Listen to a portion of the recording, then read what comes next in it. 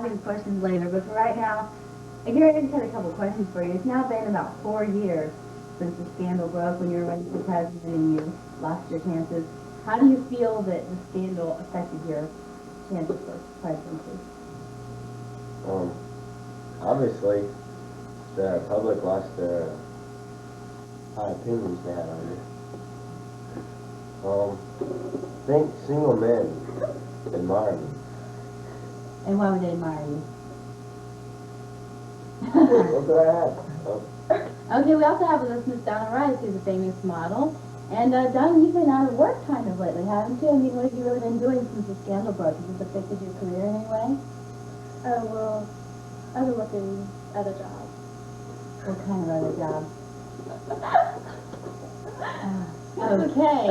I have a book here by George C. Kahn. It's called American Scandal. And here he has a very descriptive account of your affair. I wonder why you guys weren't more discreet about it. Shouldn't you be in the limelight a politician, or do you think you're above any political scoundrel that could occur? Well, the reason we made it so public was so the public could see that I have faults too. And making it public and see that I am vulnerable, I try. I love my wife. But Donna was just Donna. Donna, was Donna just a fling, or did you love Gary, or was it just one of those one-night stands? I didn't know he was married. So. Oh, you know he was married. Mr. Hart, did you not purposely tell her, or did it never come up in conversation, or? Just never came up. Well, no one was conversation. Okay, we have pictures here from the Miami Herald. Pictures of y'all on that little cruise you took to the Bahamas, do you recall that? Yeah, I do. It was extremely nice. Island girls to do. Okay, many people wonder why Mrs. Hart wasn't on this cruise with you. She was sick, taking care of little George. Oh, okay. The one question that we asked our audience before this show began was, if you knew that your president had cheated on his wife, would you vote for him? And the consensus was no. But now, interesting view, one person said yes, because they feel that if they can run in office, then it doesn't matter what they do in their extracurricular activities. But Gary, what do you feel that you still should have gotten nominated? Do you think that this should not have affected your career? This shouldn't have affected my career at all. I'm the best candidate for the job. And well, then why did you? Because I sleep around my wife doesn't mean I'm gonna let Russia build nukes. Doesn't mean I'm gonna let Castro walk all over the U.S. Doesn't mean I'm gonna lessen my stand on poverty or education. Then why did you step out? Because I was pressured to. You're pressured to. On my reps. Do you have any more future political goals, or are you kind of out of politics for a while? I'll be back. You'll be back. Are there any goals you'd like to share with any of your supporters in the audience? Be faithful. Now, Miss Donna Rice, do you have any interest in any other politicians that you'd like to ruin their careers or anything? I was interested in, maybe if there was another married man she was interested in. Could we get any scoops on that? No, not. Okay. So I guess we can conclude from this interview that it was just one of those things that happened to ruin a rather successful career Mr. Hart had going here. But as you can see, Miss Rice must have been too much to handle. So this is Graeber Gabs, and I'm signing off for today, saying thank you and goodbye. Good evening. We're back with another session of Graeber Gabs, and tonight our political scoundrels are dealing with the Nixon affairs. We have with us his treasurer, Dana Smith, and Stephen Mitchell, who was the chairman of the DNC. Yay!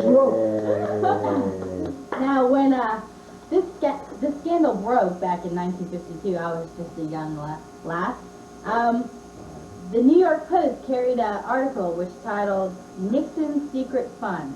And this article was by Leo Ketcher. This caused much controversy. Everybody thought Nixon was a people's person, never do anything wrong. And it turns out that there was $20,000 suspiciously somehow in Nixon's account, and no one could account for how he got there. But we have with us Dana Smith to explain with us how exactly did that money get there? Was the money given to him by those California businessmen, or did he honestly earn that money? He honestly earned that money. He didn't do anything wrong. And all of these monies that were supposedly for fur coats and dinners and campaign special privileges, these were all legitimate purchases? Of course. Okay. Now, Steve Mitchell, when you heard the news of this breaking, what did you advise Nixon to do? Well, rumors accounted for what much I did not know, so of course I took to the best interest to tell him to leave town and, stay cool for a little while till this whole thing blows over and maybe, come back when, the whole thing is gone and over with. Well, as chairman of the DNC, didn't you feel you had more responsibility than that? Yes. Shouldn't you have stuck by him? Or Well, I stuck by him, but also I helped him find new place to live, and I had to get him out, and I helped him. I helped him move and stuff like that, because we had to get him out because this whole thing was just ruining his career. And he was going down, so I had to help him, but I stuck by with him. He's my friend. We were not only, I'm not only an aide to him, I'm a friend. We were friends. Okay. It seemed that back in 1952, Mr. Mitchell, you weren't very much his friend. In fact, Nixon thought that you were trying to slander him. Nixon's a little old. Look at the dude. I don't know what he thought. I would never slander him. Okay. Well, when Nixon gave his famous speech on September 23rd, 1952, it was his comeback speech. It was a speech to save his campaign.